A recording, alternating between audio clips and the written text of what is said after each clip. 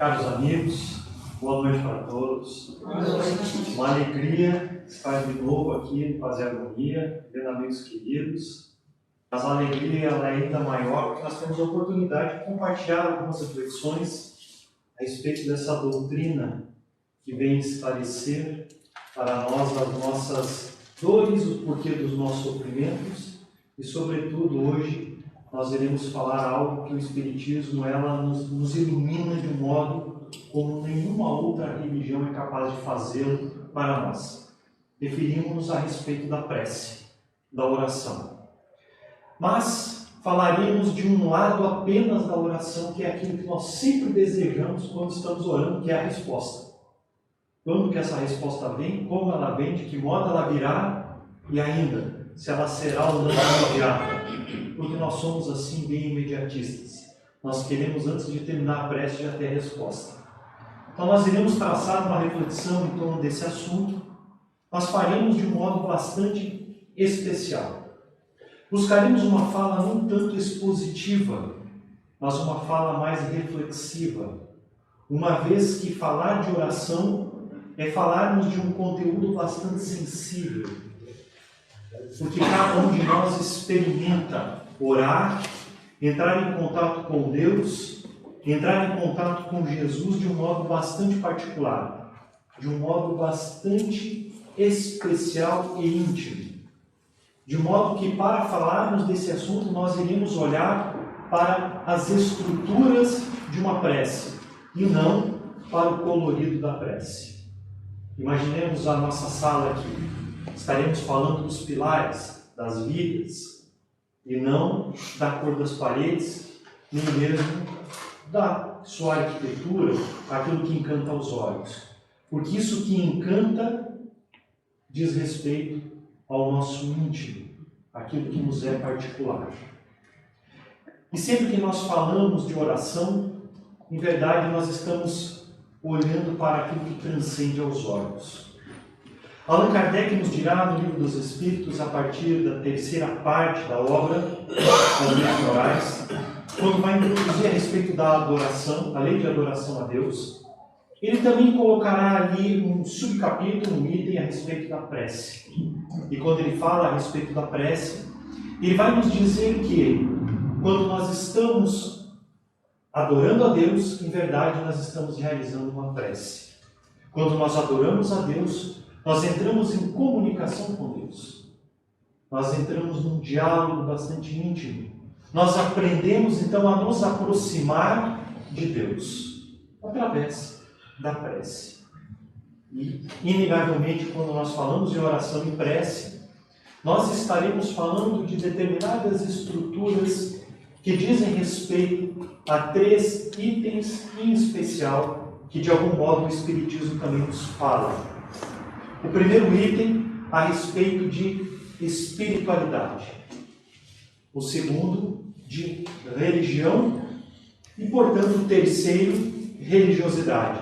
Que nós comumente ouvimos, mas pouco diferenciamos o que cada um deles é. Quando nós falamos a respeito de espiritualidade, nós falamos a respeito do transcendente, do sobrenatural, daquilo que é sagrado para nós, aquilo que os nossos olhos não veem, aquilo que as nossas mãos não podem tocar, mas que nós temos a certeza íntima de valores morais que são tão superiores que nós gostaríamos de atingir. É como uma bússola orientadora. Quando nós pegamos na mão a bússola, nós não estamos olhando para o polo magnético do planeta Terra, embora nós temos a certeza de que ele existe. O apontar da bússola é o nosso coração. E espiritualidade é exatamente isso. É o apontar do nosso coração para algo transcendente, para algo que está muito além do nosso corpo físico, daquilo que a matéria pode nos dar como resposta. Portanto, quando nós falamos em espiritualidade, nós estamos falando do sagrado.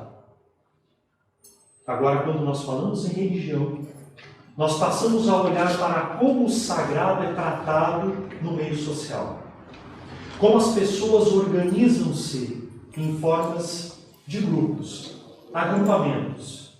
Agrupamentos que concatenam-se, organizam-se por um laço moral, aonde sentimentos, aonde o desenvolvimento intelectual, portanto o desejo, essa bússola que vai orientar, e como se dá a prática desse comportamento. Religião. E religiosidade nada mais é do que a maneira com a qual cada um daqueles seres, estando dentro desse agrupamento religioso, praticam tal ou qual crença religiosa. Então nós olharemos ali para fora e veremos as pessoas realizando o movimento religioso através de rituais, de comportamentos exteriores, mais ou menos severamente observados, como diz e prega tal ou qual religião. Tudo isso está misturado. Nós dividimos meio que didaticamente apenas para compreender que existe uma divisão. E quando nós falamos de oração e prece, intrinsecamente a isso, nós estamos falando em espiritualidade, em religião e religiosidade.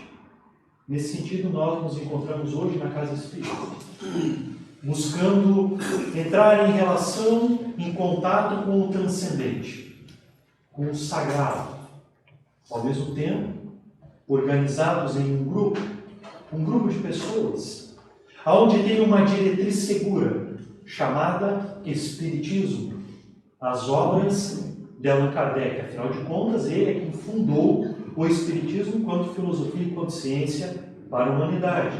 Muito embora nós leamos na conclusão do Livro dos Espíritos que o Espiritismo ele é toda a realidade da vez que ele faz parte da própria lei divina. Então estamos agrupados aqui com um título, Espiritismo. Mas a maneira com a qual nós vivemos o Espiritismo tem a ver com religiosidade. Como nós implementamos o Espiritismo na nossa vida? Religiosidade.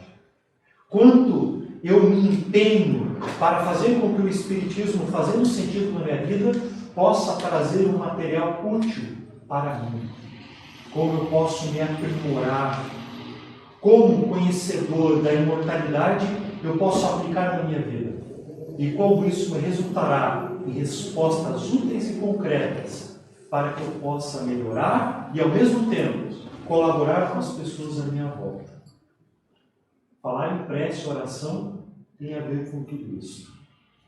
E nós espíritas, diferente de todas as demais religiões, não teremos qualquer tipo de movimento ritualístico quando nos referimos à religião espírita, nesse sentido de organização, mas também nenhum tipo de movimento especial para orarmos.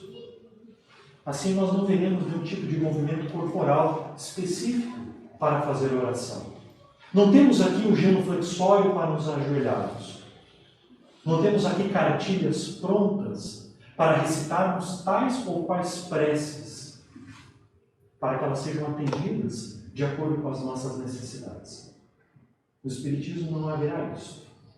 Porque, no primeiro lugar, o Espiritismo ele nos falará do livre-arbítrio. E cada um irá orar, entrar em contato com Deus de acordo com o seu livre-arbítrio.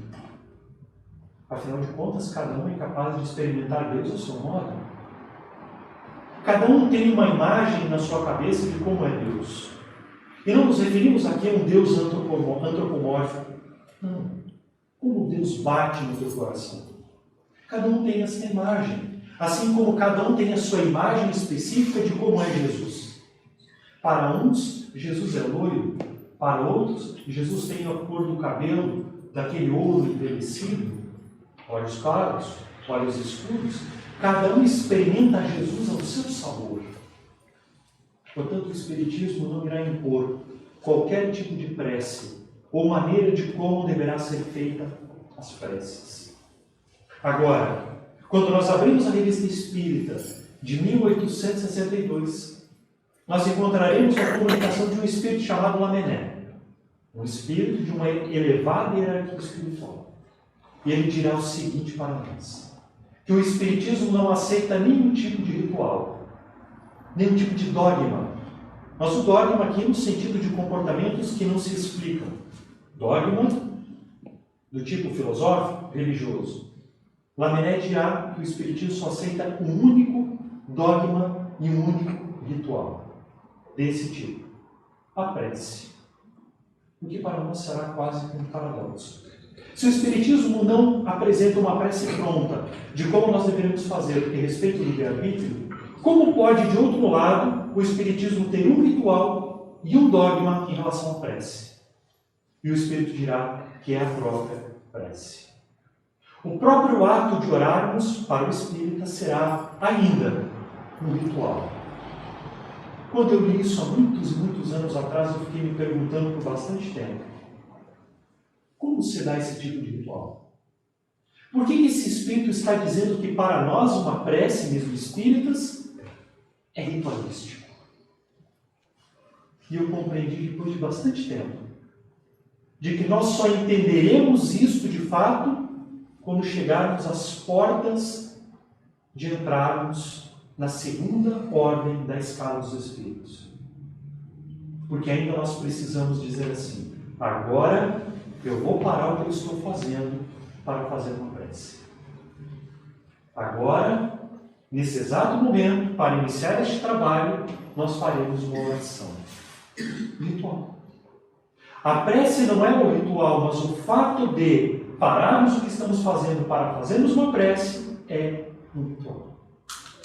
É uma maneira de organizarmos o nosso intelecto, asserenarmos os nossos sentimentos, as nossas emoções, para realizarmos a prece. Portanto, ela é um ritual. O ritual de comportamento para nos dirigirmos à prece. E, de fato, quando nós chegarmos à escala dos espíritos de segunda ordem, que são aqueles que já dominaram o impulso da matéria sobre si mesmos, a própria vida, as próprias ações, o próprio pensamento que deseja o bem em tempo integral será uma prece. A vida será uma prece. Nesse sentido, o espírito não precisará parar e dizer assim: agora eu farei uma prece, uma vez que as suas próprias ações e cada um dos seus pensamentos será uma prece integral. Nós não.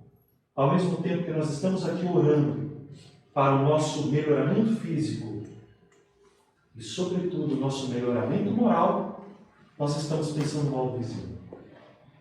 Ao mesmo tempo que nós aqui estamos desejando nos melhorarmos, nós estamos pensando mal de alguma pessoa, de alguma situação. Estamos olhando para o nosso coração magoado, ressentido, enciumado. Estamos olhando para esses sentimentos que são paradoxais ao movimento de entrar em contato com o sagrado, com o transcendente. Isto se dará por tanto quanto tempo nos for intimamente necessário, até a hora que chegarmos e dissermos para nós mesmos assim: não quero mais isso. Agora eu vou voltar para o bem, e não apenas praticar o bem, mas desejar o bem, o que é muito diferente. Praticar o bem qualquer um é capaz de praticar. Basta chegar à época das eleições. Na política que nós veremos as cestas básicas inundando todas as salas de centros espíritas, por doações, outras religiões, as ONGs e etc. A prática do bem qualquer um é capaz de fazer, mesmo o coração mais enraizado no mal.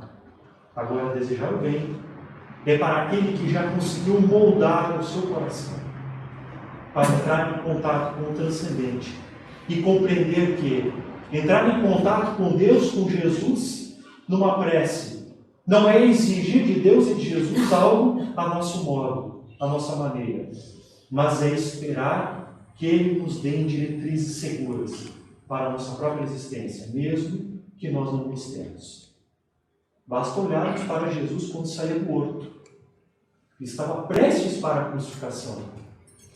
O que ele diz a Deus? Pai, afasta de mim esse cálice, que durante muitos séculos foi discussão no mundo teológico. Que cálice é esse? Como Jesus poderia dizer para Deus que não queria esse cálice? É claro, o Espiritismo nos dá uma chave importante para compreendermos. Embora ele tenha pedido para Deus que ele não gostaria de ver aqueles a quem ele muito ama, como Judas, ali entregar, como Pôncio Pilatos lavar as mãos, como Públio Lentulus, o nosso irmão hoje, não fazer nada. Pai, afasta de mim esse cálice. Eles não precisam dessa carga. Se for da tua vontade, não tenha. Por eles, não por mim. Mas Deus o quis, para que cada um aprendesse na responsabilidade das suas ações o próprio caminho do aprimoramento. Nesse sentido, quando nós pararmos, olharmos para dentro e nos cansarmos do mal, nós aprenderemos que a nossa vida será uma prece, uma oração. Então, para que a gente entre em contato com a mensagem que eu trouxe, para compreendermos como se dará as respostas da nossa prece, eu vou abrir um parênteses aqui e me utilizar de uma analogia. Quando nós entramos em contato com Deus em uma oração, é a mesma maneira quando nós estamos dentro da nossa casa. Cada um tem a sua casa. E cada um organiza a sua casa do jeito que gosta. Talvez você não tenha os móveis que você gostaria de ter.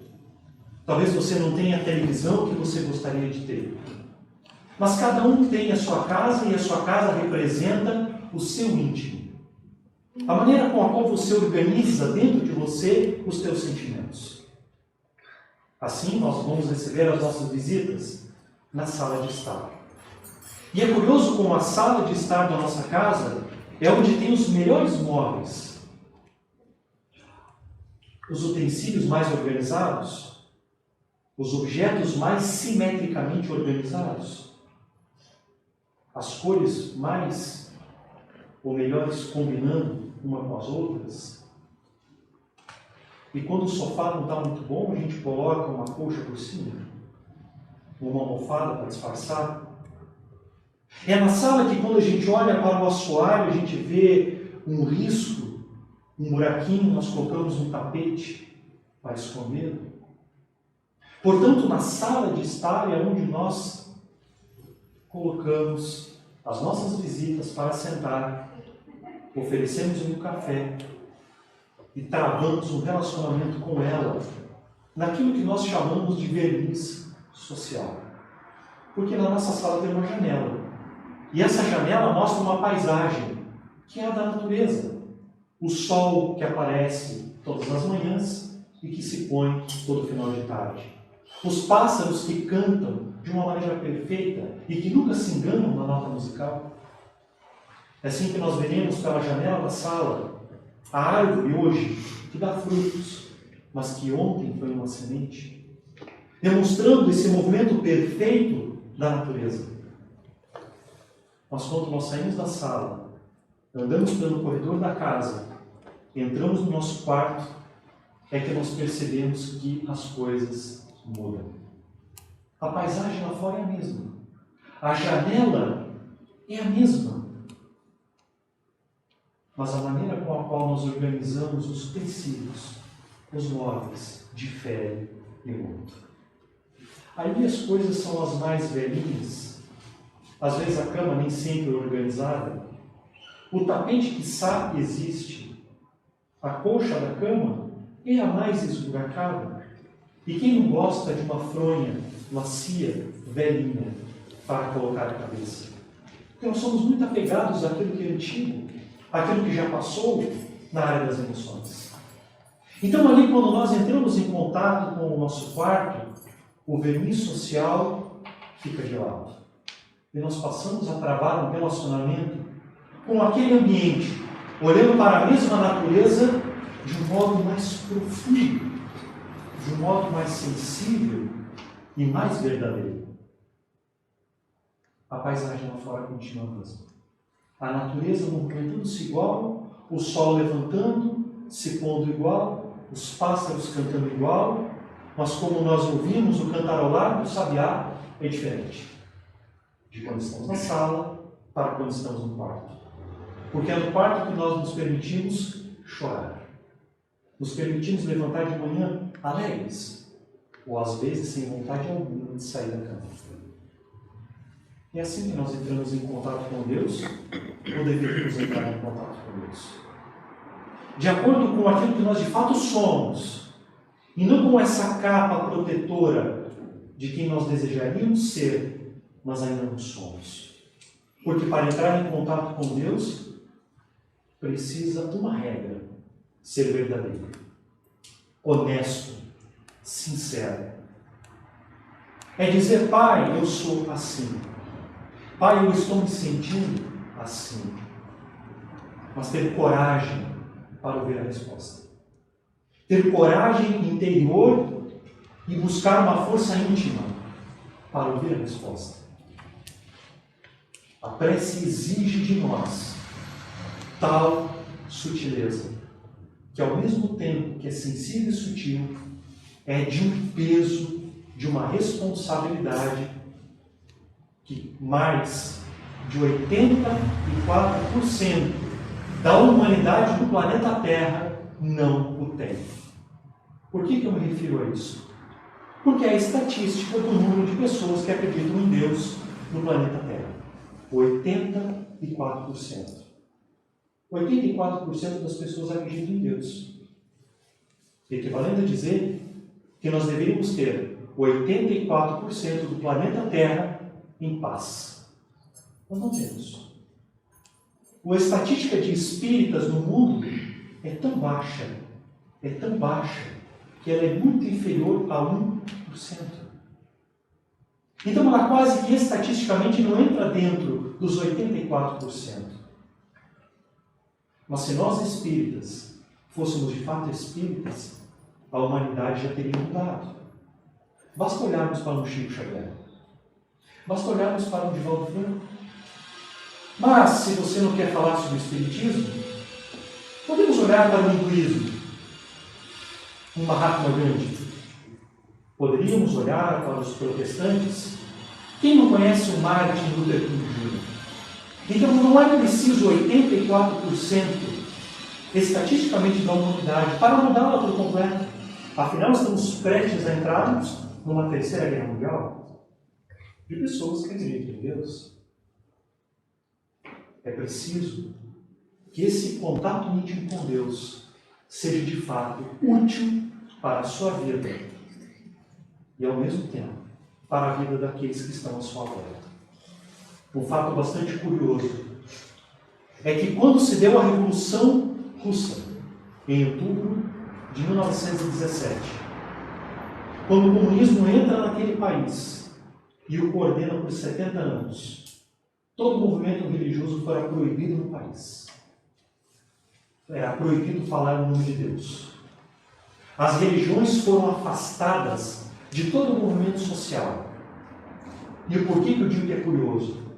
Porque no dia que caiu o Muro de Berlim, a Rússia apresentou um movimento religioso maior do que o dos Estados Unidos naquela época, demonstrando que não existem forças exteriores que seriam capazes de te calar. Tamanha a força interior. E a oração tem a ver com isso. Qual é a sinceridade da tua força interior que você entra em contato com Deus? Por isso eu vou te fazer a pergunta agora. Quando você entrou aqui na casa hoje, para você fazer uma prece por você, pelas pessoas que você ama, qual foi a sinceridade que você usou? E ainda, qual foi o desejo verdadeiro que você colocou na tua prece? Sabe por quê? Porque prece nenhuma vai ficar sem resposta. No livro dos Espíritos nós encontramos os Espíritos dizendo a Allan Kardec, quando a prece é feita de modo sincero, essa prece não ficará sem resposta. Portanto, toda prece terá uma resposta. Então, eu gostaria de compartilhar com os amigos um texto escrito pelo benfeitor Emmanuel, chamado Oração e Atenção. O título já é curioso: Oração e Atenção. Coisa que nós não temos. A segunda parte, porque a primeira nós temos bastante oração, mas a atenção já não tem alguma. Mas o que é mais interessante é o título do livro onde está essa mensagem: Coragem. Uma obra chamada Coragem. Por quê? Porque para fazer isso daqui que eu vou ler, é preciso muita coragem. Muita coragem. Vamos lá. O Emmanuel diz assim: oraste? Pediste? Quem não fez isso? Oraste? Pediste? Desfaze-te, porém, de quaisquer inquietações e asserena-te para recolher as respostas da divina providência. A maioria não fez. Todos nós entramos numa casa espírita, oramos e pedimos. Mas muito dificilmente nós nos aquietamos e asserenamos. Porque isso representa a confiança. Isso representa a fé em quem você está pedindo. Isso representa uma confiança no Pai que nos deu a existência. E eu não me refiro à existência de encarnado. Eu me refiro a você existir, enquanto espírito imortal. Você deposita nas mãos da tua oração tamanha confiança? Desfaze-te de todas as inquietações. Todas. Sabe por quê?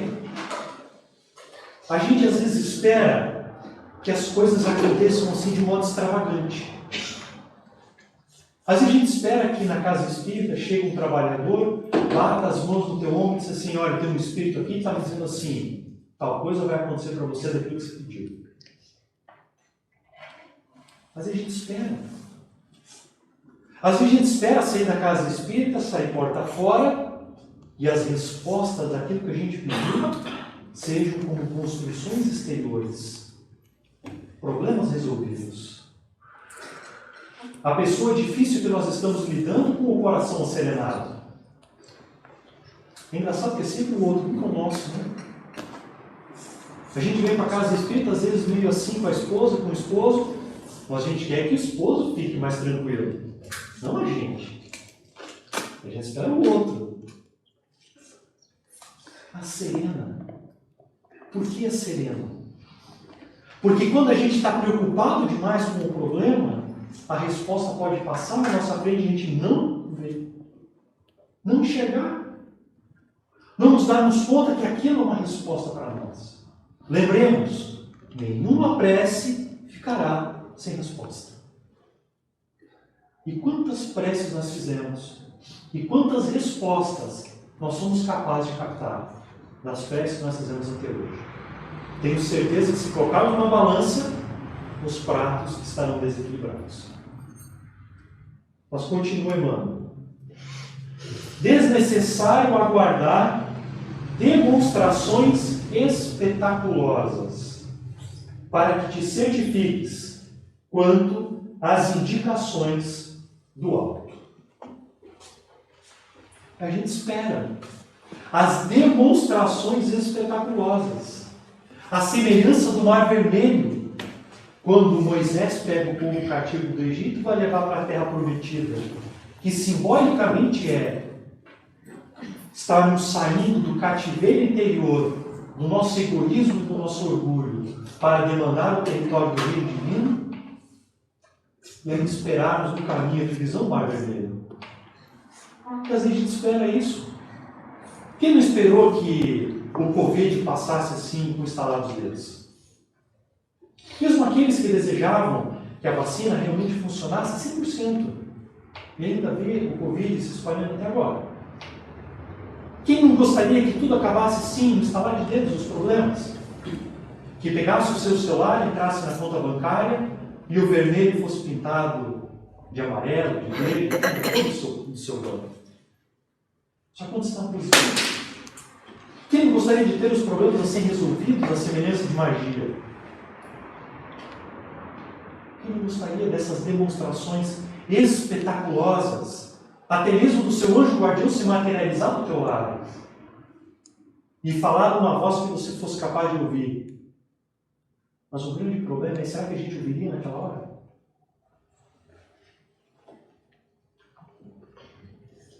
Mas a gente não quer se desfazer daquelas capas. Parece que a gente, quando entra em contato com Deus, numa prece, a gente não quer se desfazer daquela capa dizendo assim, olha, pai, eu errei. Eu não fui legal com ele. Aliás, eu não fui legal com ele porque eu não fui legal comigo. Quem de nós se desfaz dessa capa assim, de imediato, numa oração?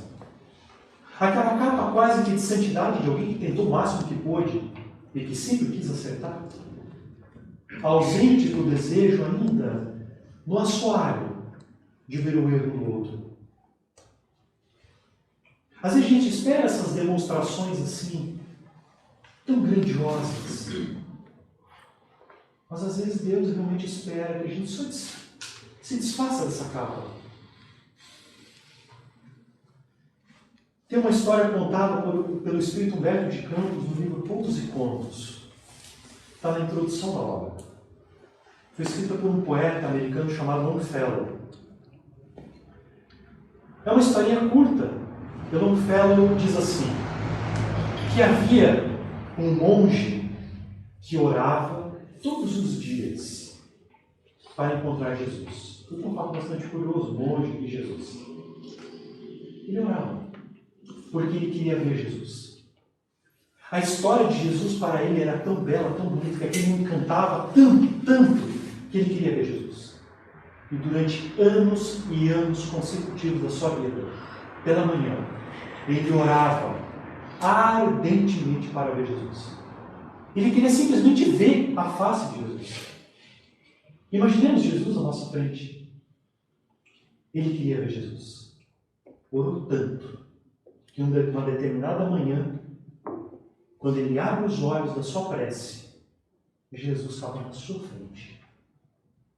Ele olha para Jesus, começa a chorar de emoção, mas na hora que ele vai falar a primeira palavra, toca o sino do mosteiro. Era a hora do trabalho dele. Ele tinha que sair do aposento para demandar todas as áreas de atuação da sua responsabilidade. Atender os necessitados, distribuir cesta básica, enfim, ele deveria fazer a sua atividade. Ele escuta o sino, olha para Jesus, começa a chorar e sai porta fora. Passa o dia inteiro triste. Afinal de contas, era Jesus. Ele pediu tanto para ver Jesus. Ele pediu tanto para ver Jesus. Jesus estava ali agora. Ele tinha que trabalhar. Ele tinha que atender a necessidade. Mas ao mesmo tempo que ele estava triste por ter deixado Jesus lá, ele foi atender o necessitado com alegria. Porque ele sabia que a alegria da vida dele era aquele necessitado que ele atendia. Um de cada vez. Chegado no final do seu turno, ele volta pesaroso, cabisbaixo para dentro do seu quarto. Era Jesus que estava ali de manhã? Talvez isso nunca mais se repetisse. Quando ele abre a porta do seu quarto pequeno, eis que Jesus estava sentado no pé da sua cama. Ele olha e diz, mas você aqui, sentado? E é. Se você tivesse ficado, quem teria saído era ele. E o que a gente espera, na maioria das vezes, é o contrário disso. É encontrar apenas Jesus aqui ao nosso lado, trabalhar o nosso momento com Ele aqui. Esquecendo tudo em volta. Tudo em volta. As pessoas da nossa família, os nossos amigos, as nossas responsabilidades sociais, as nossas responsabilidades profissionais. Todas elas, sem exceção. Como se nós pudéssemos ficar ao lado de Jesus o tempo inteiro. E como se nós tivéssemos sido agraciados pela presença dele. Embora essa história seja poética do Longfellow, ela tem um cunho de verdade tão grandioso, porque na verdade Jesus está no coração do outro. Jesus fala no coração do outro também para o outro ouvir. E quando nós entramos em contato com o nosso semelhante, nós também travamos o relacionamento com Jesus. Evangelho segundo o Espiritismo, capítulo 6, item 6. O Espírito de verdade, que é Jesus, diz assim: eu, o jardineiro divino, cultivo as vossas almas no silêncio do vosso pensamento. Então, quando nós estamos conversando com alguém, e esse alguém começa a conversar conosco de coisas íntimas, particulares, se desnudando para nós, talvez algumas vírgulas ali foram colocadas por Jesus, e você está conversando com Jesus e não está se dando conta. Então, quando a gente ora, vamos deixar essas demonstrações espetaculosas de lado. Não vai acontecer. Não vai. Aquilo que a gente lê no Velho Testamento, da ufania em cima da montanha, das labaredas de fogo, é metáfora. São símbolos que a gente precisa desnudar para entender o conteúdo moral. Assim como quando nós contamos histórias para os nossos filhos, para que eles compreendam a essência moral, sem falarmos propriamente do conteúdo moral, que não seria capaz de serem captados por aquela mente naquela idade. Continua Emmanuel. Qual ocorre ao sol que não precisa descer ao campo para atender ao talo de erva que lhe roga calor, de vez que lhe basta para isso a mobilização dos próprios raios, Deus conta com milhões de mensageiros que lhe executam os excelsos desígnios. Então tem tanto mensageiro de Deus, tanto, mas tanto, que a gente não precisa se preocupar se Deus vai ouvir ou não vai ouvir. Para que a gente não tenha dúvida disso. Olha para de noite, quando não tem essas nuvens assim para chover, você vai ver as estrelas. Aí você vai ver galáxias sendo absorvidas por buraco negro. Aí você vai ver estrelas que entraram em colapso gravitacional e botaram massa, poeira e gases para o universo. Sistemas solares nascendo, sistemas solares se desfazendo, e tudo se mantém no mais absoluto equilíbrio. E ao mesmo tempo você olha para a tua vida um verdadeiro caos. O que significa isso? Que Deus não precisa estar aqui ao teu lado, simbolicamente falando, para conversar contigo. Se toda essa criação, todo o universo está em absoluto equilíbrio, é porque o bem já venceu o mal desde o início. Está tudo em ordem, está tudo correto, tudo vai dar certo. Como diz um amigo meu, muito experimentado no Espiritismo, ele disse assim: se ainda não deu, porque não chegou no final. Que lá no final vai dar. Se não deu, que está no caminho ainda. Portanto, os mensageiros não se encerram, e são milhares. A começar pelo nosso anjo guardião, um espírito de segunda ordem. Um espírito que já transcendeu essas expectativas da matéria, que domina os impulsos da matéria na área da moral. Aquele que é capaz de passar 40 anos consecutivos ouvindo funk e não ficará triste por um segundo. Aquele que poderá assistir às novelas mais tristes e não ficará triste. Porque ele já transcendeu essa impressão da moral, da matéria na moral. Ele já dominou. Enquanto que nós somos impressionáveis e deixamos que essas sementes sejam regadas, bem, e a gente sabe onde vai dar. Em mágoas, em sentimentos, depressão, vontade de exterminar com a própria vida. Eles não. Esses mensageiros de Deus que estão integralmente ao nosso lado, embora a gente não os veja, mas que nos dão conselhos, dicas das melhores. Mas nem sempre a gente quer ouvir. Nem sempre a gente está com vontade de ouvir coisas que a gente não deseja. Porque o que a gente quer mesmo é o bom, né? Aos nossos olhos. Mas como já diziam os antigos, o remédio bom é o amargo, não o doce. E a gente acaba, às vezes, deixando de lado. Deus conta com milhares de mensageiros. E aí diz Emmanuel, vamos ver como se dá essas mensagens? Ele diz assim, orou e pediu, em seguida, presta atenção. Algo virá por alguém, por intermédio de alguma coisa, doando-te na essência as informações ou os avisos que solicites. Está prestando atenção? Das preces que você fez hoje aqui quando entrou na casa, já prestou atenção em tudo que foi dito? A resposta pode ter sido dada. As coisas que passaram pela sua mente agora, nesse período até aqui, já se deu conta? A resposta pode ter vindo. Orou, pediu? Presta atenção. Presta atenção. Continua Emmanuel. Em muitas circunstâncias, a advertência ou o conselho, a frase orientadora ou a palavra de bênção te alcançarão a alma, no verbo de um amigo, na página de um livro, numa nota singela de imprensa ou até mesmo num simples cartaz que te cruze o caminho. Mais do que isso, as respostas do Senhor às tuas necessidades, ele foi específico, as tuas necessidades e petições muitas vezes te buscam através dos próprios sentimentos a te subirem do coração ao cérebro ou dos próprios raciocínios a te descer para o coração.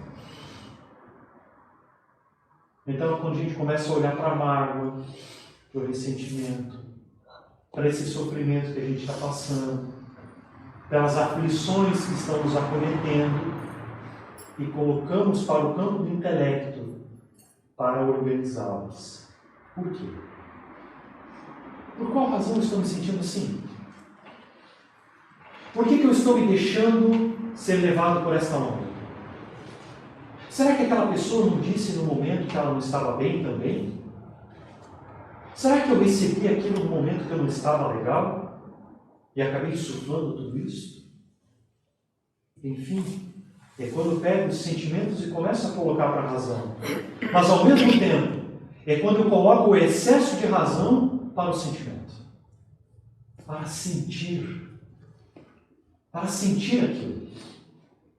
É como às vezes a gente vai fazer uma caridade e antes de fazer a caridade, a gente pensa assim, não, a pessoa está precisando de tal coisa, disso, daquilo, começa a organizar e ao mesmo tempo dizer assim, não, mas aquilo eu também não está precisando. Está mais do que bom isso aqui, eu acho que ele vai conseguir se virar com isso aqui. E de repente a gente chega para a pessoa e na hora que entra em contato com ela, a gente olha para tudo aquilo que organizou e diz assim, meu Deus, não tem nada disso. Nada. A pessoa às vezes só precisava de uma palavra. Às vezes a pessoa precisava de um abraço, de uma voz amiga. É quando aquele excesso de razão desce para o coração. Sabe quando você olha um filme? De repente você começa a chorar por uma cena boba de alguém que teve um sofrimento, às vezes tão simplório. Você olha para aquilo e diz, meu Deus, o que é isso? Eu vou usar uma imagem que foi aqui para nós bastante dita, alguns meses atrás. Quem não se emocionou com o gesto e com o chorasteio? Quando faleceram, quando desencarnaram. Foi triste, não foi? Mas foi tão mais triste quanto nós ainda não estamos vivendo a nossa própria vida. De acordo com a bússola que nós apontamos para Deus, estamos enxergando de desculpas para viver aquilo que a gente precisa viver. Então é quando a gente coloca a razão para o coração e o coração começa a falar. Então é uma via de mão dupla para que se equilibre. Isso aconteceu comigo. Deixa eu contar uma historinha rápida. Alguns anos atrás eu fui fazer uma palestra na cidade de Pissarras. Semana do Natal. Eu e minha esposa demoramos 1h40 para sair de Balneário Camboriú e chegar em Pissarras. Durante 1 hora, um caminhão na nossa frente com uma placa bem grande embaixo dizendo assim: Jesus vai voltar. E eu só olhava para o relógio e dizia: não vai dar tempo para a palestra. Quando eu estava fazendo a palestra, eu me dei conta na minha cabeça. A palestra era para as pessoas que estavam ouvindo, mas a placa era para mim. Porque o esforço e aquela tentativa de domínio das emoções, da descrença, era para mim. A placa era para mim.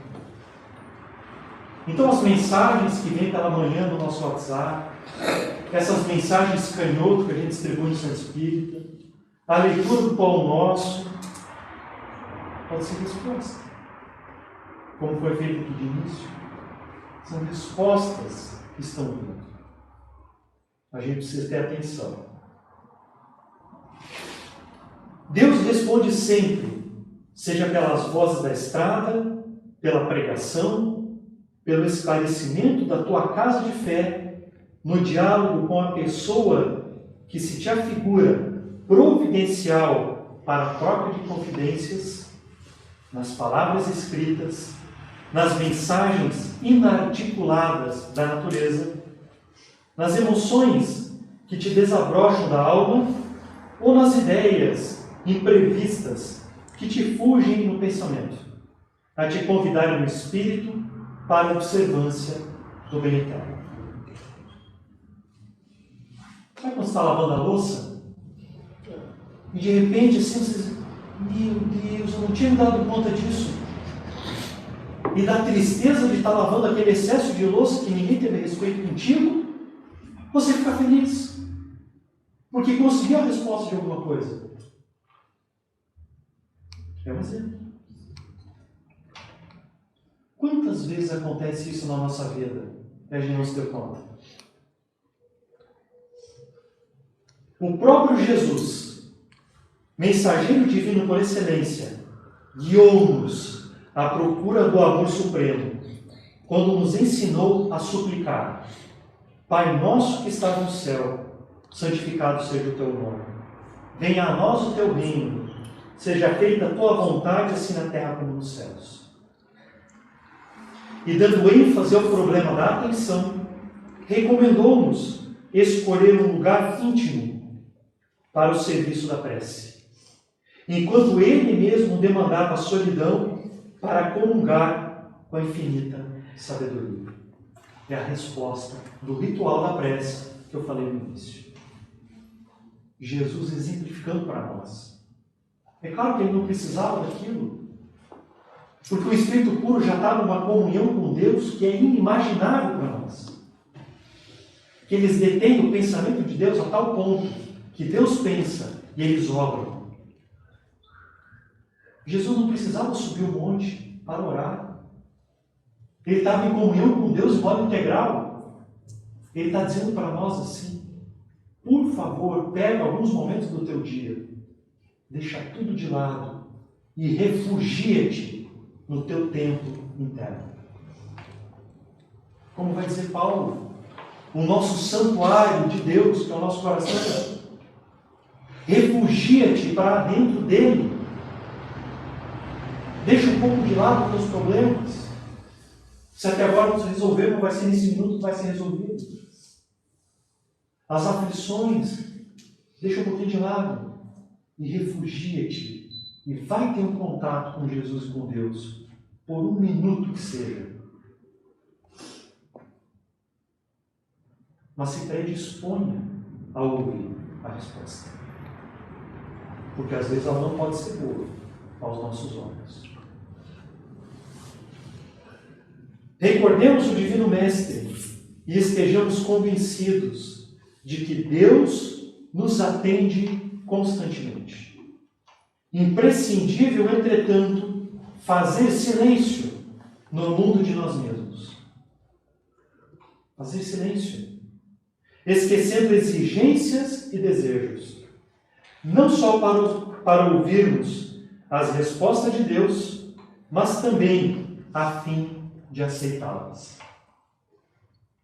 Reconhecendo que as respostas do alto são sempre em nosso favor, conquanto, às vezes, de momento, pareçam contra nós.